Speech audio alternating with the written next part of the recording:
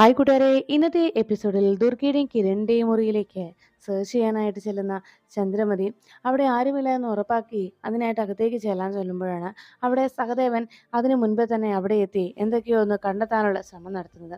അവിടെ മുഴുവൻ ഇങ്ങനെ അന്വേഷിച്ച് എല്ലാ സാധനങ്ങളും വലിച്ചു വാരിയിട്ടേക്കുമ്പോഴേക്കും വാതുക്കലേക്ക് ആരോ വരുന്നു എന്ന ശബ്ദം കേട്ടതോടെ സഹദേവൻ ആകെ ടെൻഷനിലായി. വേഗം സഹദേവൻ അതെല്ലാം തിരികെ എടുത്തു വെച്ച് പെട്ടെന്ന് ആ വാഷ്റൂമിലേക്ക് കയറി വാതിലടച്ചു.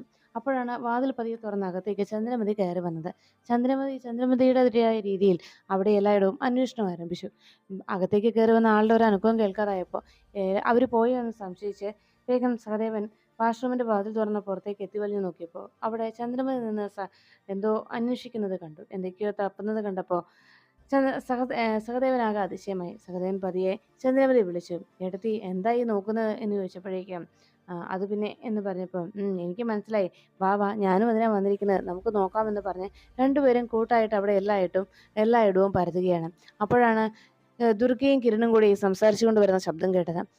ഗോകുല് തന്നെ വിളിച്ചിരുന്നു എന്നൊക്കെ പറഞ്ഞ് വളരെ ഇമ്പോർട്ടൻ്റ് ആയിട്ടുള്ള കാര്യം സംസാരിക്കാനായി രണ്ടുപേരും വാതിലിനരികിലേക്ക് വരുന്നത് കണ്ടതോടെ ചന്ദ്രമതിയും സഹദേവും വല്ലാത്ത ടെൻഷനിലായി. അയ്യോ, നമ്മൾ എവിടെ ഒളിക്കുമെന്ന് ആലോചിച്ച് ആകെ ടെൻഷനോടെ രണ്ടുപേരും വേഗം വാഷ്റൂമിനകത്തേക്ക് കയറിയിരുന്നു. സഹദേവൻ അതിലേക്ക് കയറിയപ്പോഴേക്കും തൊട്ട് പിന്നാലെ അകത്തേക്ക് ചന്ദ്രമതി വന്ന് കയറി.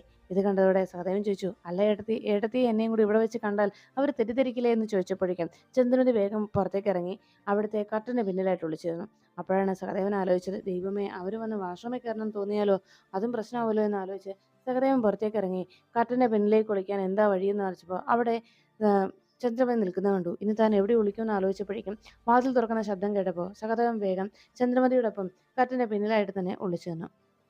അപ്പോഴേക്കും കിരണും ദുർഗയും കൂടി അകത്തേക്ക് കയറി വന്നു. എന്നിട്ട് പറഞ്ഞു, "അഖിലിന് എന്തൊക്കെയോ പ്രശ്നങ്ങളുള്ളതുപോലെ എനിക്ക് തോന്നി" എന്ന് ദുർഗ പറഞ്ഞപ്പോൾ കിരൺ പറഞ്ഞു, "ഞാനും അത് ശ്രദ്ധിച്ചു." അപ്പോഴാണ് ദുർഗ പറഞ്ഞത്, "ഞാൻ അതിനെക്കുറിച്ച് അഖിലിനോട് സംസാരിച്ചു. പക്ഷേ കുഴപ്പമൊന്നും ഇല്ലെന്നാണ് അഖിൽ പറഞ്ഞതെന്ന് അറിയിച്ച് അവർ കാര്യം വ്യക്തമാക്കാൻ തുടങ്ങുമ്പോഴേക്കും കർട്ടന്റെ പിന്നിൽ ആരോ ഒളിച്ചിരിക്കുന്നത് ദുർഗ കണ്ടു.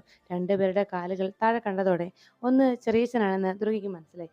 പതിയെ അവരുടെ കാലിനരികിൽ ചെന്നിരുന്ന് സംശയപ്പെട്ട ദുർഗ നോക്കുമ്പോൾ കിരൺ ആകെ സംശയത്തോടെ എന്താ കാര്യം എന്നറിയാനേ അടുത്തേക്ക് വന്നു. അപ്പോഴാണ് ആ 4 കാലുകൾ കണ്ടത്. ഉടനെ തന്നെ അത് ഒന്ന് ചെറിയച്ചനാണെന്ന് ദുർഗ കിരണിന് പറഞ്ഞ് മനസ്സിലാക്കി. എന്നിട്ട് ദുർഗ വേഗം ചാടി ഇരുന്നിട്ട് പറഞ്ഞു, "അതെ, ചില ആളുകളുണ്ട് മറ്റുള്ളവരുടെ ജീവിതത്തിൽ അനാവശ്യമായി കയറിക്കൂടി അവരുടെ ജീവിതത്തിൽ നിന്ന് എന്തെങ്കിലും കാര്യങ്ങൾ കണ്ടെത്താൻ കഴിയുമോ എന്ന് നോക്കുന്നവർ. അങ്ങനെയുള്ളവരെ ശരിക്കും സൈക്കോയാണ്. അവരെ എന്താ ചെയ്യേണ്ടതെന്ന് അറിയാവോ?" എന്ന് ചോദിച്ചപ്പം, "അതെ, ചേച്ചിയെക്കുറിച്ചാണ് പറയുന്നതെന്ന്" സഹദേവൻ ഉടനെ ചന്ദ്രമതിയെ നോക്കിയിട്ട് പറഞ്ഞു. ഉടനെ കിരൺ പറഞ്ഞു, "അത്തരം ആൾക്കാരെ ഉണ്ടല്ലോ, ശരിക്കും രണ്ടുപേരെ അത്തരം ആൾക്കാരുടെ രണ്ട് കണ്ണിലും മുളക് പൊടി തേച്ച് കൊടുക്കണം. എന്നിട്ട് അവർ മുഖം കഴുകാൻ പോകുന്ന സമയത്ത് തിളച്ച വെള്ളം എടുത്ത് അവരുടെ മുഖത്തേക്ക് ഒഴിക്കണം" എന്ന് പറഞ്ഞപ്പോൾ സഹദേവൻ പറഞ്ഞു, "അയ്യോ, എന്നെക്കുറിച്ചാ?" അങ്ങനെ രണ്ടുപേരും ആകെ ടെൻഷനോടെ പരസ്പരം കുറ്റപ്പെടുത്താൻ നിൽക്കുമ്പോഴേക്കും കിരൺ ദുർഗയോട് പറഞ്ഞു, "ഒരു കാര്യം ചെയ്യാം. അതെ, എടോ, താൻ തുണിയൊക്കെ ടെറസിൽ അഴക്കിയിട്ടിട്ടുണ്ടോ? ഇപ്പോൾ മഴ പെയ്യുമെന്നാ തോന്നുന്നത്. അതൊക്കെ ആകെ നനഞ്ഞു പോകും. അത് എടുക്കണ്ടേടോ?" എന്ന് ചോദിച്ചു. "അയ്യോ, എടുക്കണം കിരൺ, ഞാൻ തുണി ഇട്ടിട്ടുണ്ട്. കിരണോട് വാ, നമുക്ക് ഒന്നിച്ചു പോയി എടുക്കാം" എന്ന് പറഞ്ഞ് ദുർഗയും കിരണും മുറിയിൽ നിന്ന് പോയെന്ന് അവരെ ഉറപ്പുവരുത്തുന്നു. അങ്ങനെ അവർ പോയെന്ന് ഉറപ്പായതോടെ രണ്ടുപേരും പുറത്തിറങ്ങി വേഗം അവിടെ നിന്ന് രക്ഷപ്പെട്ടു.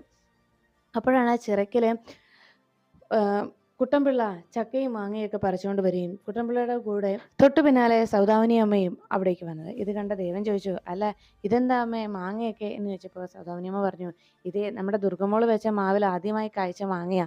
ഇത് അവൾക്ക് തന്നെ കൊടുക്കണം. അവളന്ന് നട്ടുവെക്കുമ്പോൾ എന്നോട് പറഞ്ഞിരുന്നു അതിൽ ആദ്യമായിട്ടുണ്ടാകുന്ന മാങ്ങ അവൾക്ക് വേണമെന്ന്." അത് കേട്ടതും ദേവൻ ചോദിച്ചു, "അതൊക്കെ അവളന്ന് ഒരു രസത്തിന് പറഞ്ഞല്ലേ അമ്മേ?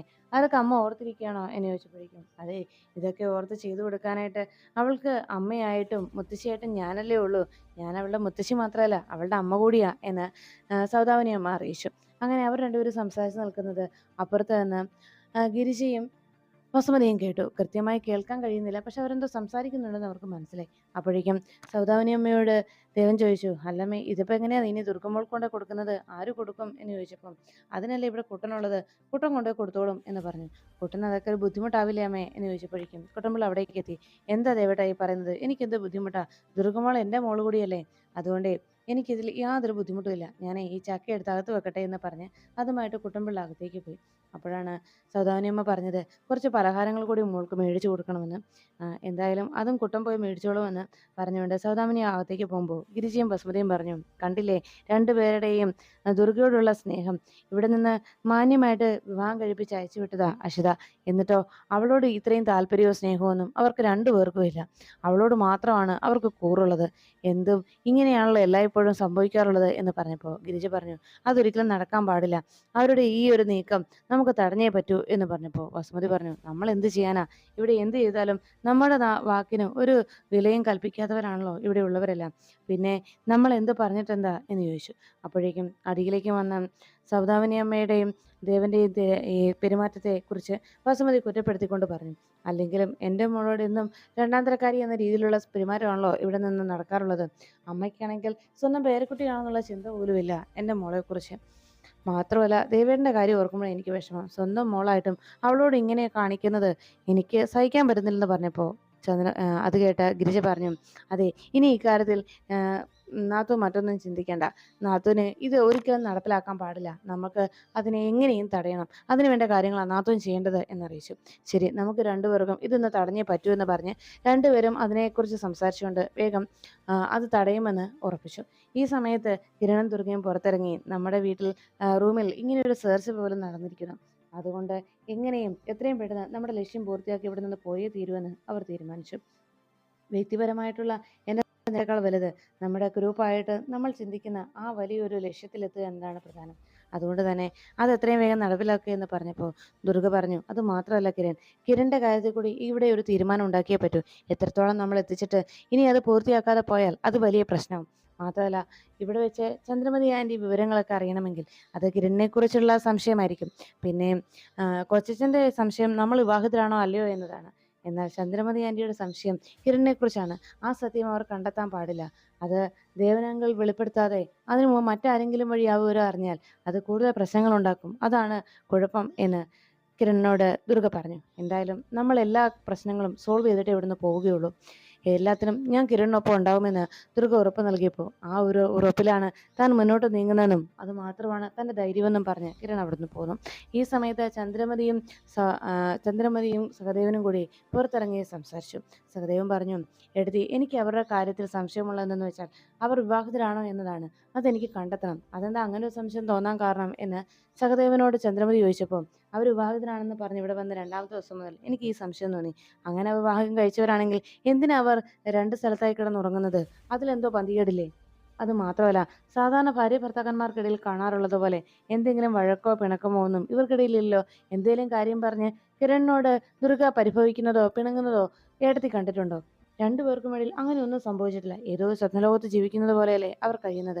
എന്തിനേറെ പറയുന്നു, മഹിയേട്ടനുമായിട്ട് ഏട്ടത്തി എത്ര തവണ വഴക്കുണ്ടാക്കിയിരിക്കുന്നു. എന്തിന് 24 മണിക്കൂറും എന്നോട് വഴക്കിട്ടുകൊണ്ടിരിക്കുകയാണ് നീരജ. അത് മാത്രമല്ല, എന്തിനാ നമ്മുടെ തലമുറയെ വിട്ട് കളഞ്ഞേക്ക്. ഇവിടെ ഇപ്പോൾ അഷിയും പൃഥ്വി എങ്ങനെയാണ്? ഏതു നേരവും പൃഥ്വിയെക്കുറിച്ച് കുറ്റം പറയാൻ മാത്രമല്ലേ അശ്വതിക്ക് നേരമുള്ളൂ.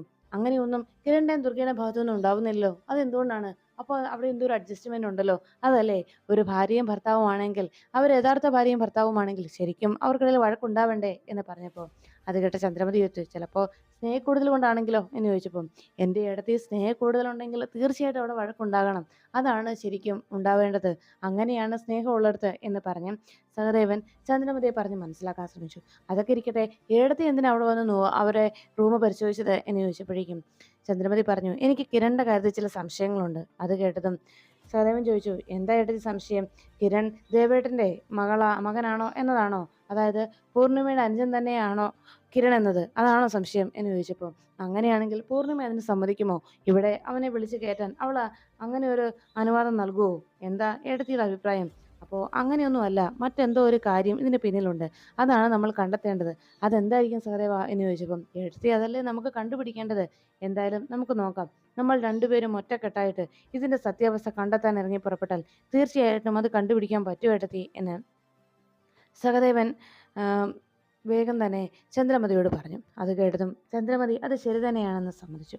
അങ്ങനെ ചന്ദ്രമതിയും സഹദേവനും കൂടി അതിൻ്റെ സത്യാവസ്ഥ കണ്ടെത്താനും ഇനി അതിൻ്റെ പേരിൽ എന്ത് പ്രശ്നം ഇനി ഉണ്ടാവുന്നെങ്കിലും അതിനെ നമ്മൾ തരണം ചെയ്യുക തന്നെ ചെയ്യുമെന്നും അവർ ഉറപ്പുവരുത്തണം. അങ്ങനെ ചന്ദ്രമതിയും സഹദേവനും കൂടി ആ പ്രശ്നത്തിന് പരിഹാരം കണ്ടെത്താനായിട്ട് കിരണിനെയും ദുർഗയും ഇനിയും വാശ് ചെയ്യുമെന്ന് തന്നെ അവർ തീരുമാനിച്ചു. അപ്പോഴേക്കും കുട്ടമ്പിള്ള പുറത്തുപോയി പലഹാരങ്ങളെല്ലാമായിട്ട് വന്നു. ഇനി ഇതെല്ലാം പാക്ക് ചെയ്യാമെന്ന് പറഞ്ഞപ്പോൾ ദേവൻ ചോദിച്ചു, ഇതൊക്കെ കുട്ടൻപിള്ളയ്ക്കൊരു ബുദ്ധിമുട്ടാവില്ലേ എന്ന് ചോദിക്കുമ്പോൾ കുട്ടൻ പറഞ്ഞു, എന്താ ദേവട്ടാ ഈ പറയുന്നത്? എനിക്ക് ദുർഗമോള് എൻ്റെ സ്വന്തം മോളെ പോലെ തന്നെയാ, അതിൽ യാതൊരു സംശയമില്ല എന്ന് പറഞ്ഞപ്പോൾ ഗിരിജയും വസുമതി അവിടേക്ക് എത്തി. എന്താ മൂന്ന് പേരും കൂടി ഒരു ഗൂഢാലോചന എന്ന് ചോദിച്ചപ്പോൾ, എന്ത് ഗൂഢാലോചന നടത്താനാ നാത്തൂനെ, ഇത് ഇവരുടെ പ്രിയപ്പെട്ട ദുർഗമോൾക്ക് വേണ്ടി വല്ലതും ചെയ്യുന്നതായിരിക്കും എന്ന് പറഞ്ഞപ്പോൾ, ഇവിടെ ഇങ്ങനെ ഒരു പക്ഷാഭേദം കാണിക്കുന്നത് ശരിയല്ല. ആ വീട്ടിലേക്ക് വിവാഹിതയായി ആദ്യം പോയത് നമ്മുടെ മോള് തന്നെയാണ്. അവളുടെ വീടാണല്ലോ അത്. എന്നിട്ട് അവളെക്കുറിച്ച് ചിന്തിക്കുകയോ അവൾക്ക് എന്തെങ്കിലും സമ്മാനം കൊടുത്തു വിടാൻ ആഗ്രഹിക്കുകയോ ഒന്നും നിങ്ങൾ ചെയ്യുന്നില്ല. എല്ലായ്പ്പോഴും അവളെ ഇങ്ങനെ രണ്ടാം തരക്കാരിയായി കാണുന്നത് എന്തിനാണ്?